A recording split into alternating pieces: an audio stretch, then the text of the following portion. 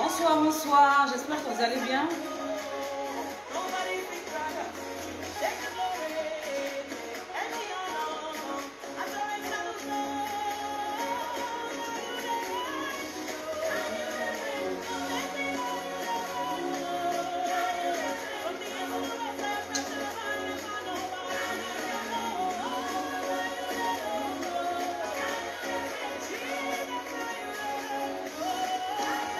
Bonsoir, accordez-moi quelques minutes, le temps pour moi de partager sur le groupe privé, et puis on va commencer.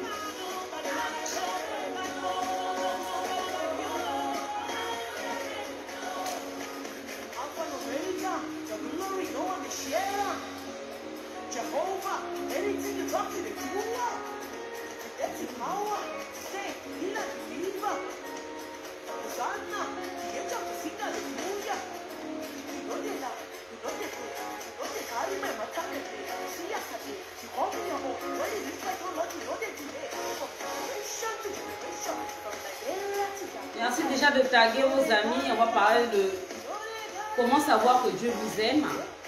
Merci de taguer vos amis, de partager la vidéo.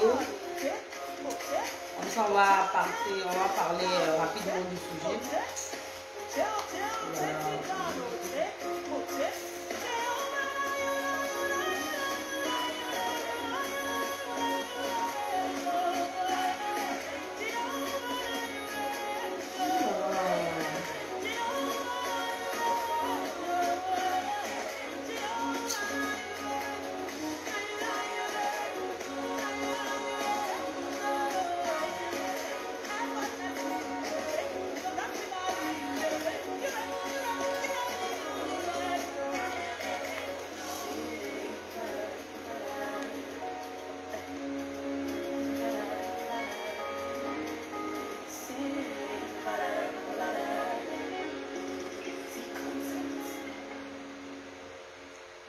Bonsoir tout le monde, j'espère que vous allez bien.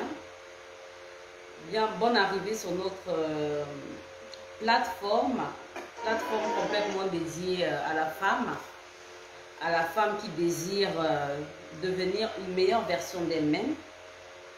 Et donc aujourd'hui c'est dimanche, on va parler de comment savoir si Dieu nous aime. C'est vraiment le thème du jour parce qu'il y a quelques jours, j'ai affirmé que Dieu n'aime pas tout le monde. Et ça a créé vraiment un véritable tohu-bohu dans la tête de plusieurs personnes. Et donc j'ai jugé important de revenir encore ce dimanche pour pouvoir parler des signes qui montrent que Dieu vous aime. Donc... merci de taguer vos amis pour qu'on puisse rentrer dans le vif du sujet et que ça puisse aider plusieurs personnes. Parce que parfois, les gens se disent de Dieu tandis qu'ils ne sont pas de Dieu. Voilà. Et même pas qu'ils se disent de Dieu, les gens pensent parfois même que Dieu les aime, tandis que Dieu ne les aime pas. Donc, c'est triste et c'est difficile à comprendre, mais Dieu n'aime pas tout le monde. Et donc aujourd'hui, cet enseignement va vous permettre en fait de vous retrouver, de savoir si vous êtes vraiment de ceux que Dieu aime ou de ceux que Dieu n'aime pas.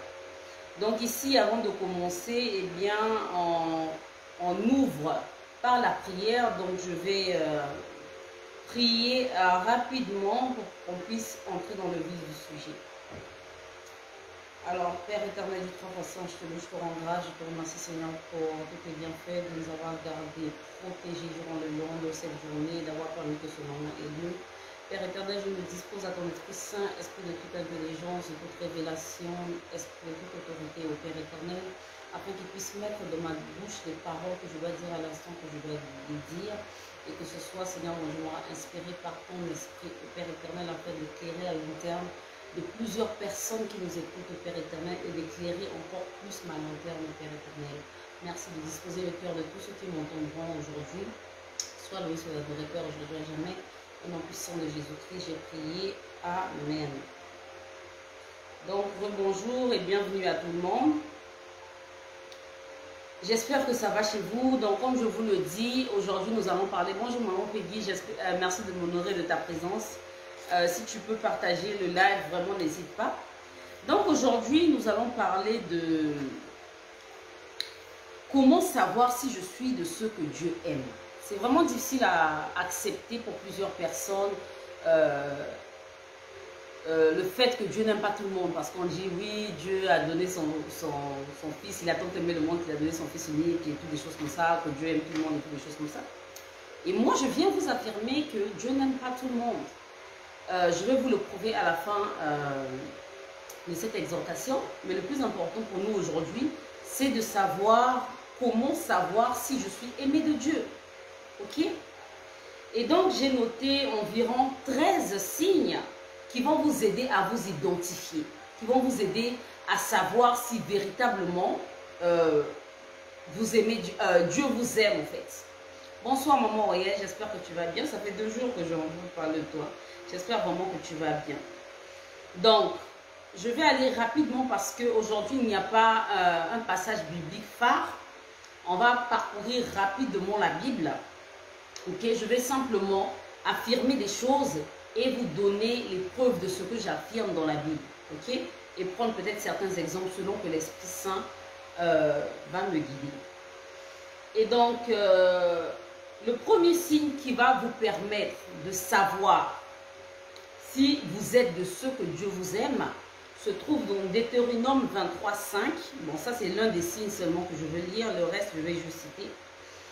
Deutéronome 23, 5 nous dit, « Mais l'Éternel ton Dieu n'a point voulu écouter Balaam. Et l'Éternel ton Dieu a changé pour toi la malédiction en bénédiction parce que tu es aimé de l'Éternel ton Dieu. » Donc, l'un des premiers signes qui montre que Dieu t'aime, c'est parce que il change pour toi la malédiction en bénédiction. C'est pour dire simplement, par exemple, si tu es dans une famille où vous avez des problèmes de stérilité, où vous avez des problèmes de célibat, où vous avez des problèmes de maladies incurables et toutes des choses comme ça, toi, tu vas faire l'exception. Il va changer cette malédiction en bénédiction pour toi. Ça, c'est un des signes qui montre que Dieu t'aime. Ok? Deuxième signe qui montre que Dieu t'aime, il va te mettre à l'épreuve. Quand je parle de te mettre à l'épreuve, en fait, tu vas passer par des situations difficiles. Que tu le veux ou non. Si Dieu t'aime, tu passeras forcément par des situations difficiles parce qu'il doit éprouver ta foi. Il doit, comme on dit, il sonde le cœur et les reins. Il doit te sonder pour voir si tu ne vas pas abandonner sa parole. Pour voir si tu es digne de véritablement le représenter sur terre. Et ça a été le cas pour Abraham. On peut le retrouver dans Genèse 22, 1. Quand l'Éternel a demandé d'aller crucifier, d'aller donner Isaac, son fils, en holocauste. On peut le remarquer également dans le cas de Jésus, qui après son baptême a été poussé dans le méchant et affreux désert, tel que le dit la parole de Dieu. On peut le voir aussi dans le livre de Juges 2, 22, ou encore de Juges 3, 4 pour la nation d'Israël. Chaque fois, l'Éternel plaçait des Philistins ou encore des nations autour pour pouvoir venir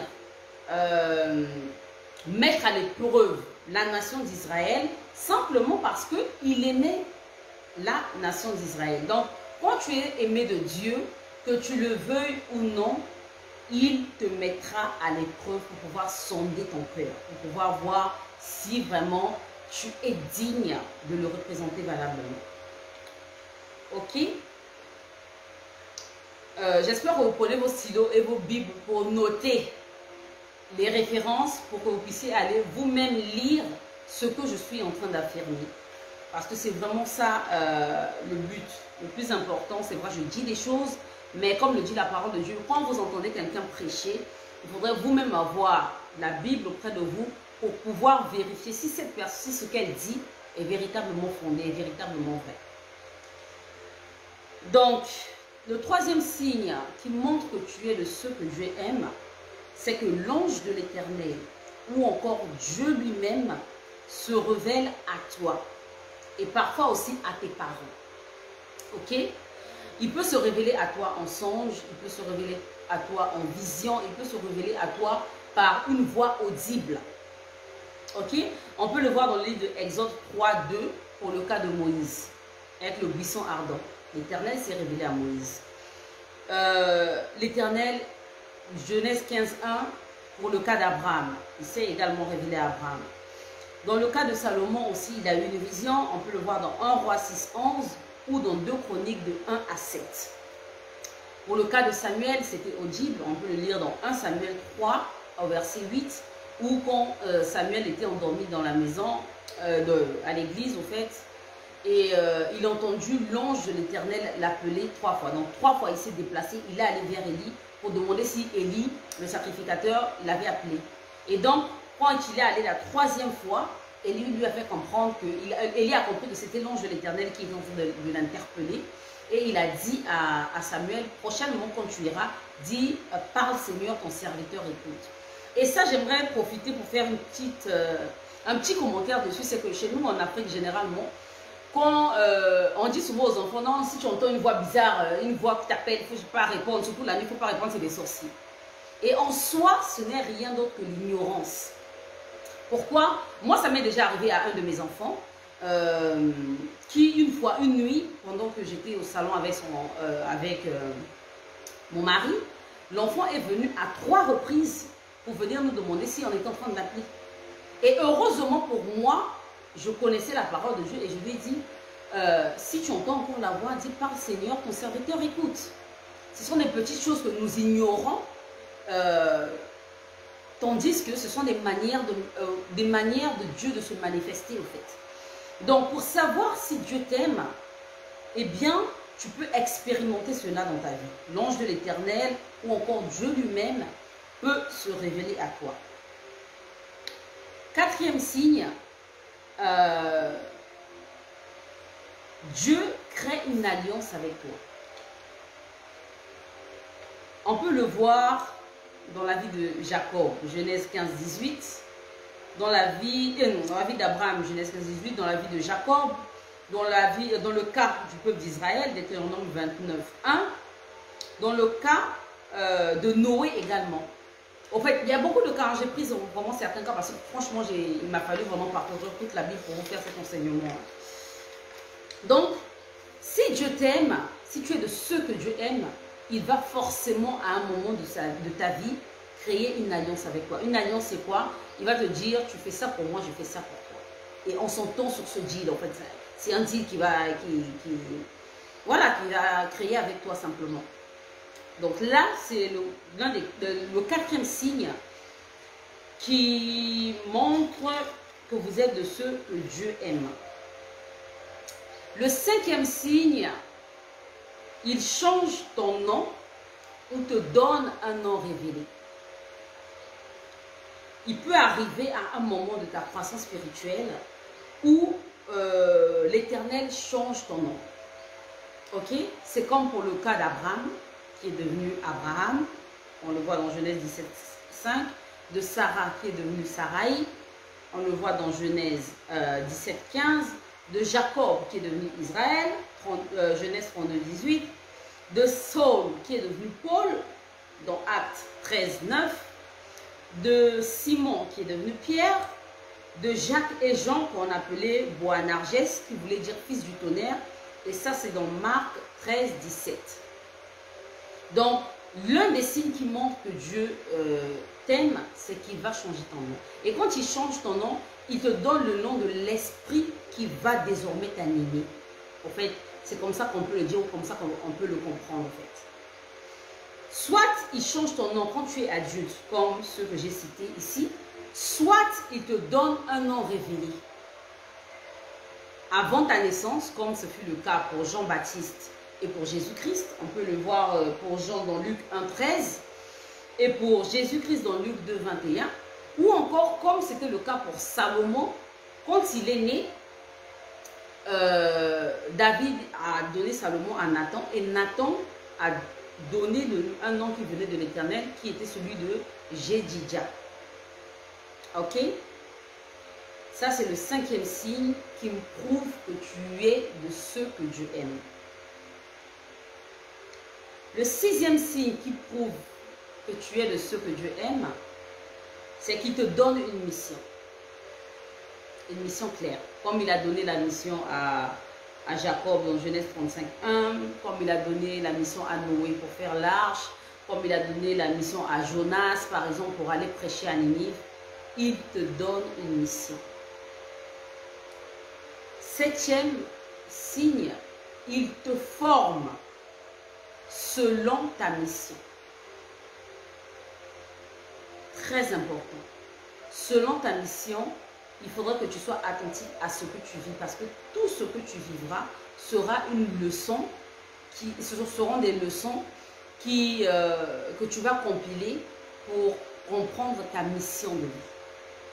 Donc, il a donné, il te forme selon ta mission, comme c'était le cas pour Samuel, qui a grandi dans l'église. Samuel, c'était un prophète. Donc, il a grandi auprès du sacrificateur Élie, à écouter la parole de Dieu, à enseigner la parole de Dieu. Ça, c'était lui, sa part de formation. Jésus a été formé à peu près de la même manière, où il a grandi dans les synagogues, à prêcher, à écouter la parole de Dieu. Et par exemple, David, dans son cas, comme il était guerrier, il a grandi à être là, à paître des brebis, à chasser des loups avec la lance-pierre, parce que s'il n'avait même pas réussi à chasser ces loups-là avec ses lance-pierres, il n'aurait pas développé cette attitude pour tuer Goliath. Donc, l'Éternel te donne une mission et il te forme pour cette mission-là. Ça, c'est le 7e signe qui prouve que tu es de ceux que Dieu aime. Le 8e signe, c'est il envoie un vrai prophète pour te oindre et te revêt de son esprit.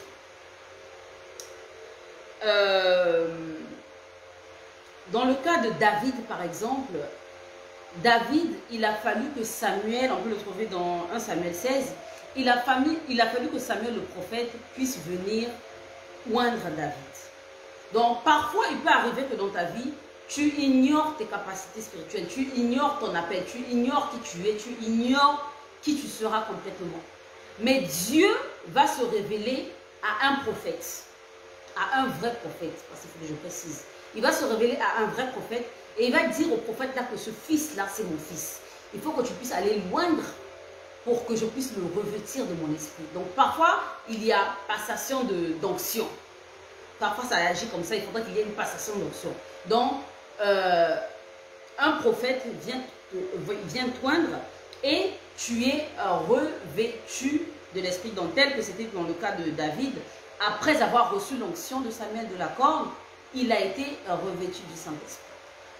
Et ça a été aussi le cas, par exemple, j'ai pris 2 exemples, le cas de Jésus qui, après avoir vaincu le méchant et après désert, comme on dit, il a été revêtu du Saint-Esprit. Parce que recevoir le Saint-Esprit, c'est une chose, mais être revêtu du Saint-Esprit, c'est une autre chose. Parce que quand on dit quand tu es revêtu du Saint-Esprit, la renommée t'accompagne. C'est comme David, quand il a été oint, il a été revêtu de l'Esprit de Dieu, la renommée l'accompagnait. Comme pour ceux qui ont lu l'histoire de David, il avait une renommée plus grande que celle de Saül. Et c'est ce qui a causé la jalousie de Saül envers David. Donc, à un moment donné, en fait, si Dieu t'aime, soit il va envoyer un prophète pour venir te oindre et il va te revêtir de son Esprit Saint, soit tu vas recevoir le Saint-Esprit après le baptême des eaux, comme Jésus, il va te faire passer par le désert et tu vas sortir du désert, il va te revêtir de son Esprit Saint. Et il est important de savoir que pour sortir du désert, il faut maîtriser la parole de Dieu. Parce que le combat entre Satan et Jésus dans le désert, Jésus a vaincu par quoi? Par la parole, pas par autre chose. Donc, 8e signe qui montre que tu es de ceux que Dieu aime, c'est qu'il envoie un prophète vers toi pour il te revêt de son esprit. 9e signe, il te délivre des ennemis qui t'entourent. Ça, c'est écrit noir sur blanc dans 2 Samuel 7:1. Vous pouvez ouvrir vos Bibles, vous allez lire. Quand tu es de ceux que Dieu aime, peu importe le temps, peu importe les circonstances, il te délivrera toujours, mais vraiment toujours de tes ennemis. Donc, tu n'as même pas allé te fatiguer, excusez-moi, aller faire des jeûnes, des prières, Seigneur, tu m'en sorcier, fais ceci, fais cela. Ce n'est même pas ton problème, ça ne doit même pas être ton souci parce que Dieu se charge de cela. Tu n'as même pas à t'inquiéter de tes ennemis. Ah, il faut d'abord qu'un tel puisse mourir avant que j'ai tel déblocage. Il faut que ceci, non. Ça n'émane pas de toi. Ça concerne le Dieu qui a choisi de t'aimer. Parce qu'il y a des combats, en fait, vains que nous faisons. Tandis que si Dieu t'aime, il le fait à ta place. Donc, ouais, 2 Samuel 7, 1 nous dit, noir sur blanc, quand Dieu t'aime, il te délivre de tes ennemis. Dixièmement, dixième signe, en fait, qui montre que tu es de ceux que Dieu aime, eh bien, il place près de toi un Nathan. Comme Nathan, le prophète qui était à côté de David. Que représente Nathan quand je dis il place près de toi un Nathan? Au fait, Nathan, c'est quelqu'un qui te parlera de la part de l'Éternel et qui te dira toujours la vérité. La vérité que les autres ne veulent pas te dire. Nathan a cette capacité-là de venir te dire cette vérité-là. Et quand Dieu t'aime, peu importe ton niveau spirituel, peu importe ton élévation spirituelle, tu auras un Nathan à côté de toi.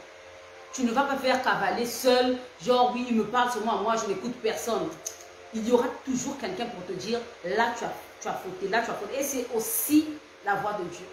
Donc quand tu grandis spirituellement en soi, il ne faut pas être de ceux qui bouchent les oreilles aux reprimandes ou qui bouchent les oreilles aux observations des autres en fait. Parfois même que le Nathan qui te place, c'est même quelqu'un avec qui vous n'êtes pas très proche. Mais c'est quelqu'un qui aura toujours cette capacité-là à te dire la vérité. Quand Dieu t'aime, il va toujours te placer. Parce que nous sommes des êtres émotionnels. Même si tu es spirituel, tu vas toujours fauter parce que tu n'es pas parfait, tu n'es pas saint. Il y a des jours où souvent tu vas péter un câble, il y a des jours où tu vas parfois mal parler, il y a des jours où tu vas mal agir. Mais s'il n'y a pas quelqu'un pour te dire, mon frère, au moment là tu as zaï, c'est compliqué. C'est vraiment compliqué. Donc quand Dieu t'aime, il te place un Nathan près de toi. On peut le voir dans 2 Samuel 12, de 7 à 12. Le 11e point, si tu es quelqu'un qui donne avec joie, ça c'est 2 Corinthiens 9, 7 qui le dit, si tu es quelqu'un de nature qui donne avec joie, qui n'a pas du mal à être charitable, Dieu t'aime. Et oui, il n'aime pas les gens où, ah, ici, là, il y a trop de quêtes, hein, je suis fatigué, et toutes des choses comme ça. Si tu commences à te plaindre déjà pour faire une offrande ou quoi que ce soit, ne le fais pas. C'est mieux. L'Éternel aime des gens qui donnent avec joie. Donc, si tu es quelqu'un qui a toujours le souci de donner et que tu donnes avec tout ton cœur, sache que tu es de ceux que Dieu aime. Donc, peu importe tes défauts, parce que là, il ne s'agit vraiment pas de défauts, mais il s'agit de signes vraiment global. Parce que s'il fallait entrer dans les défauts, c'est que Dieu n'aurait pas aimé Salomon, il n'aurait pas aimé David, il n'aurait pas aimé tous ces hommes dont on parle dans la Bible, tous ces hommes qu'on appelle hommes selon le cœur de Dieu. Ok? Donc, quand tu es quelqu'un qui donne avec joie, il t'aime, simplement. Ok? 12e point, et l'un des plus importants, il te châtie convenablement quand tu fais un truc qui le déplaît. Ne pense pas que c'est parce que Dieu t'aime qu'il ne va pas te châtier, qu'il ne va pas te punir. Oh, au contraire, quand Dieu t'aime, il est très sévère avec toi. Il peut te faire des largesses, c'est pas faux, mais il est très sévère avec toi. C'était le cas de David.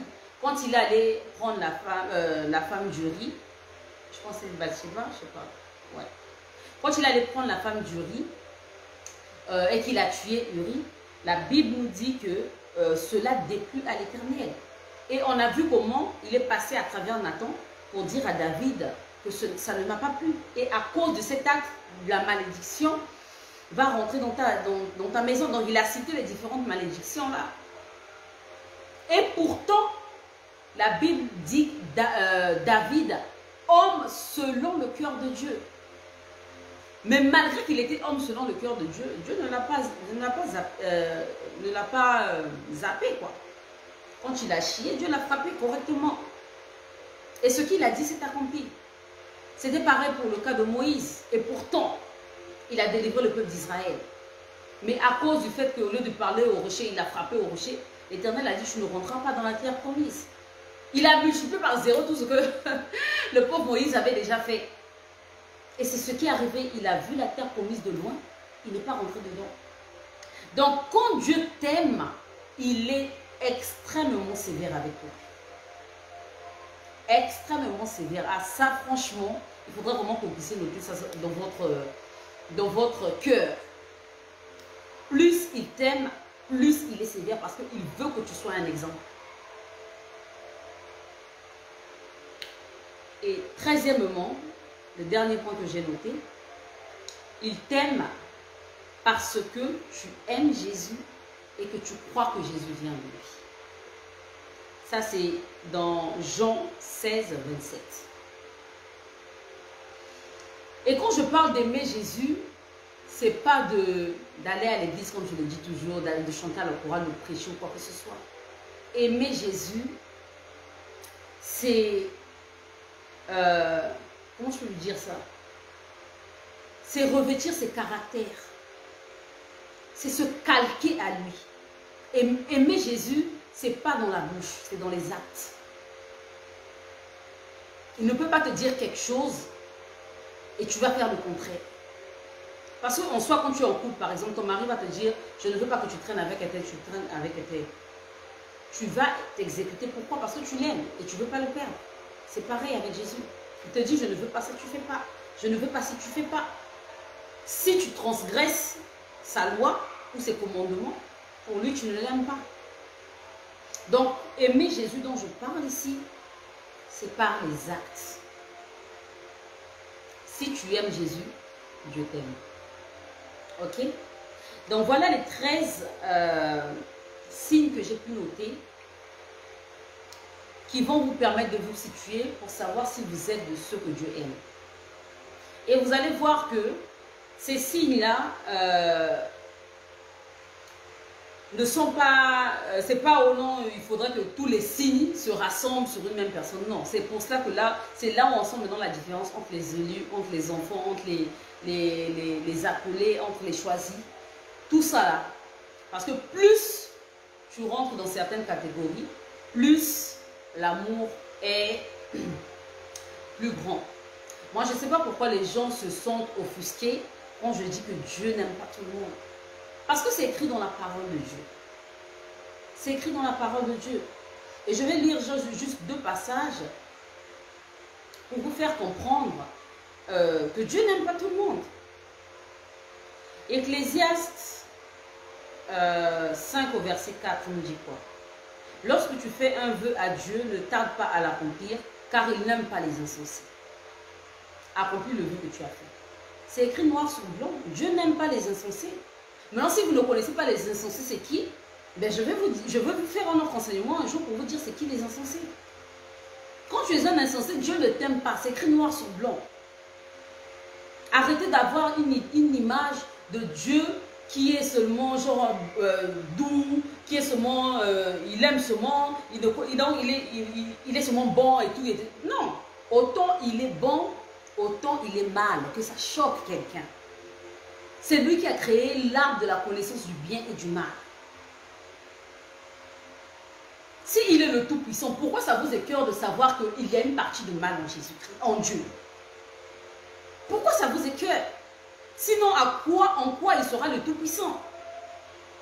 Et je l'ai maintes fois dit ici, tous les esprits appartiennent à Dieu et sont soumis à Dieu. Et quand Dieu veut te faire du mal, il te fait du mal. Comme il a fait du mal à Achab. Et même une partie de la Bible qui dit que si vous désobéissez à la voix de l'Éternel, il viendra vous faire du mal après vous avoir fait du bien. Même dans le cas de Saül, celui qui a précédé David, quand il a commencé à se glorifier, qu'est-ce que la Bible nous dit? Ça, je ne sais pas pourquoi je n'ai pas noté ça. La Bible nous dit, le mauvais esprit de l'Éternel est venu siéger sur Saül. C'est écrit noir sur blanc dans la Bible. Donc autant il y a des bons esprits de Dieu, il y a des mauvais esprits de Dieu. C'est écrit noir sur blanc. Donc cela ne vous écœure pas. Et psaume 11 au verset 5 dit, l'Éternel sonde le juste. Il est le méchant et celui qui se plaît à la violence. C'est écrit. Il n'y a pas qu'Ésaü qui l'a haï. Quand tu es méchant, il te hait. Mais non, ça vous fait mal, c'est pourquoi? Moi, je ne comprends pas. Tu veux que Dieu t'aime, eh bien, même pas que tu veux que Dieu t'aime. Si Dieu a choisi de t'aimer, tu verras les signes. Et les signes, je viens de vous les noter. Premièrement, je récapitule, il change pour toi la malédiction en bénédiction. Dans Deutéronome 23:5, c'est précisé. Deuxièmement, il te met à l'épreuve pour sonder ton cœur. L'histoire d'Abraham, de Jésus, d'Isaac, de la nation d'Israël prouve tout cela. L'ange de l'Éternel t'apparaît en vision, en songe ou de façon audible, ou encore Dieu lui-même t'apparaît. Quatrièmement, il crée une alliance avec toi. Cinquièmement, il change ton nom, ou encore il te donne un nom révélé. Sixièmement, il te donne une mission. Septièmement, il te forme selon ta mission. On a vu ça, cas de Samuel, je n'aime pas noter les autres cas là, mon cher. Vous allez reprendre la vidéo pour écouter, pour prendre toutes les références, excusez-moi. Huitièmement, il envoie un vrai prophète pour te oindre et il te revêt de son Esprit Saint. Si tu n'as pas l'Esprit Saint, mon frère, c'est le seul qui te conduit jusqu'à l'éternité. Si tu n'as pas l'Esprit Saint, papa, va encore t'agenouiller quelque part, Dieu aura compassion de toi, il va imposer sa main sur toi. Parce qu'en soi, si tu n'as même pas l'Esprit Saint, en fait, c'est comme si tu n'existais pas, en fait. C'est ça le comble. Il faudrait connaître ces choses-là. Neuvièmement, il te délivre des ennemis qui t'entourent. Dixièmement, il place près de toi un Nathan. Onzièmement, il t'aime parce que tu donnes avec joie. Douzièmement, il te châtie convenablement. Donc, assure-toi de toujours faire le meilleur pour pouvoir échapper à son courroux. Parce que la Bible dit que c'est une chose terrible que de tomber entre les mains de l'Éternel. Donc, il faut tout faire. Tu ne vas pas énerver le vieux barbu. Parce qu'en soi, Satan n'est rien. Il ne peut rien faire. Le petit mal, les petites tourderies, la petite sorcellerie que vous voyez là, c'est rien en face de ce que Dieu peut faire quand il décide de te faire du mal. C'est pour cela que la parole de Dieu dit que c'est une chose terrible que de tomber entre les mains de l'Éternel. Et comme je vous l'ai dit, quand Achab, le mari de Jézabel, se comportait mal et que Dieu voulait l'éliminer en fait, parce qu'il l'énervait, il a fait une assise dans le ciel. Il a planifié, il a pris son temps. Il a dit, qui ira séduire Achab au combat? La séduction là, ça vient de qui? Ça vient pas du diable. L'esprit mauvais qui était venu, il était sous les ordres de qui? C'est pas sous les ordres de Dieu.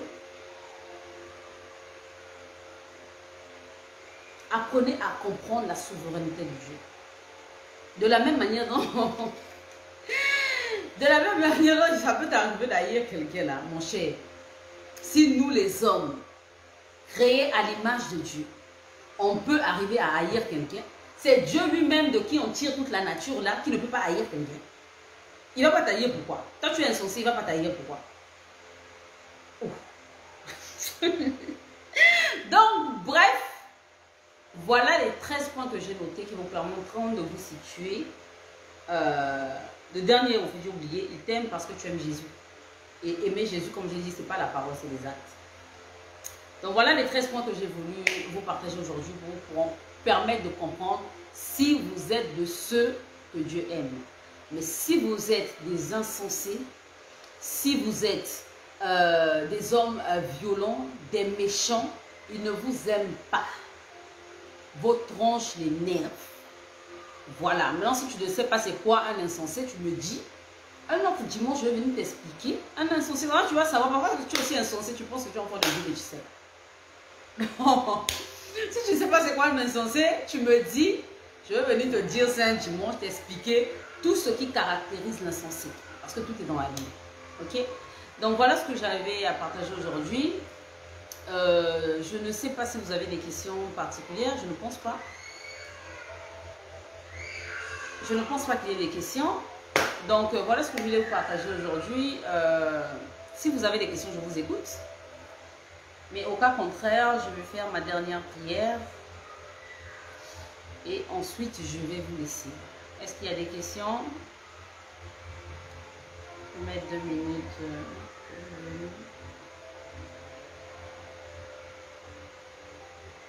Il n'y a pas de questions, tout est clair. Vous avez eu peur pour rien, non? Vous n'avez pas vu que Dieu vous aime. Oh Jésus!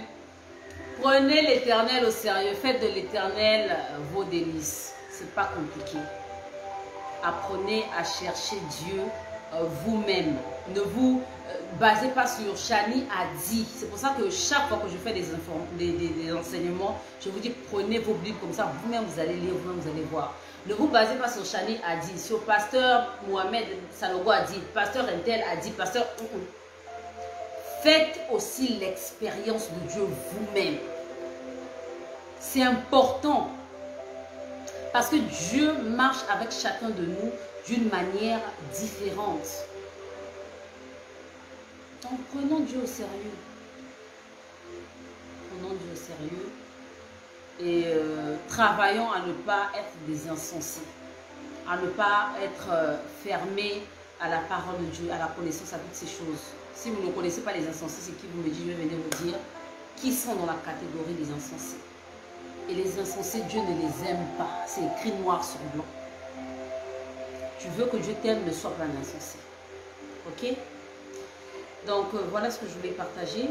Je vais faire donc ma prière parce qu'il n'y a pas de questions. Père éternel, je te crois, Saint, je te loue, je te rends grâce, je te remercie Seigneur pour tous tes bienfaits. Merci pour cet enseignement, Seigneur.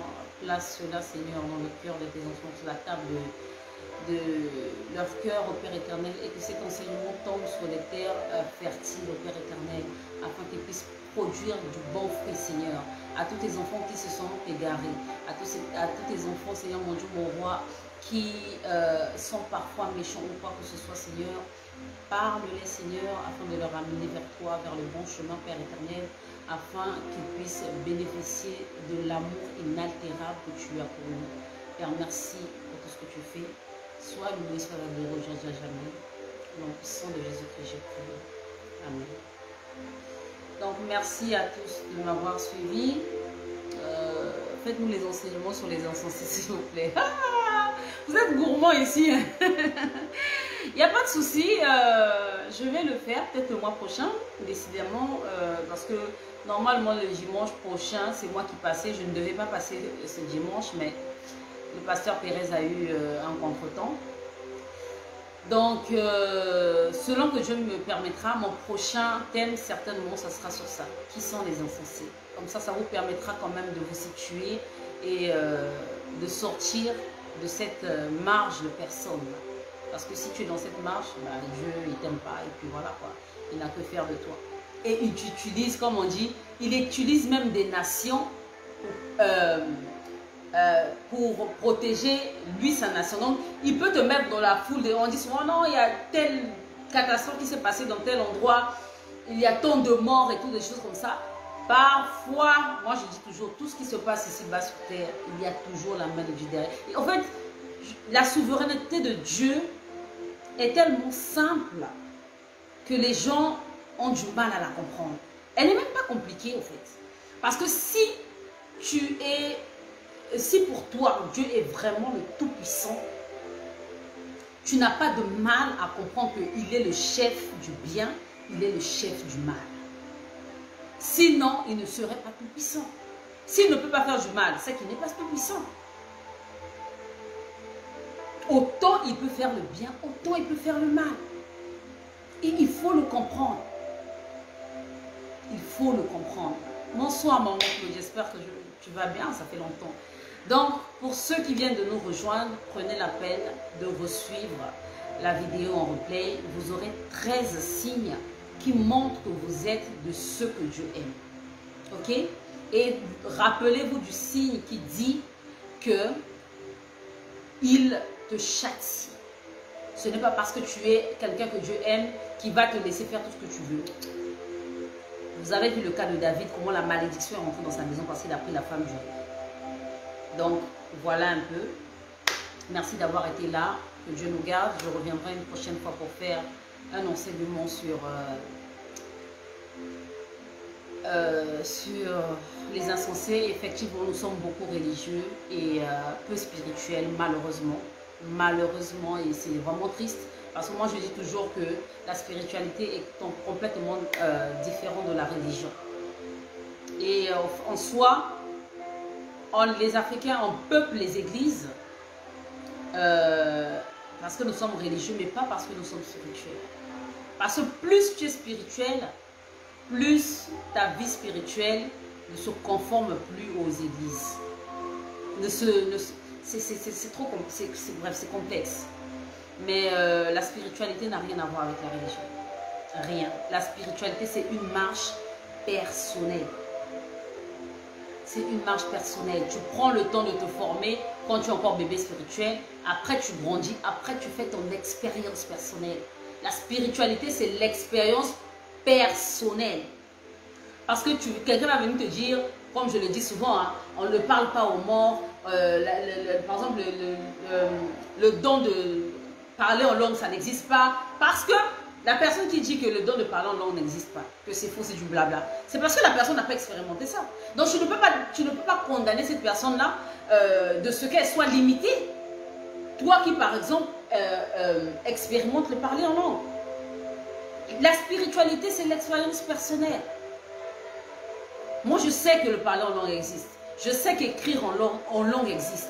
Je sais que tant de choses existent. Pourquoi? Parce que j'ai expérimenté cela. Et il n'y a pas quelqu'un qui va venir me dire le contraire. Pourquoi? Parce que je sais comment Dieu marche avec moi. Et je sais que ce que Dieu m'a permis de vivre ou d'expérimenter spirituellement, eh ben c'est parce que, voilà, ça existe, c'est la spiritualité. Puis voilà, c'est comme ça. Et comme tu dis quoi, merci beaucoup de nous enseigner sur la différence. Vous êtes une bénédiction, Marine. C'est que la gloire revienne à Dieu, vraiment. Si cet enseignement vous a béni, c'est le plus important. Il n'y a pas de souci, je reviendrai parler des insensés. Il n'y a pas de souci.